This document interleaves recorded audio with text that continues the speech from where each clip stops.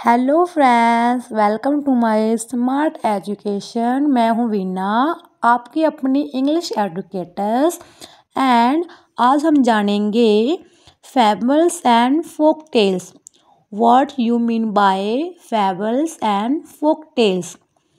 फैबल्स का मतलब होता है ऐसी छोटी छोटी शॉर्ट स्टोरीज, ऐसी छोटी छोटी कहानियाँ जिसका कुछ ना कुछ मोरल होते हैं।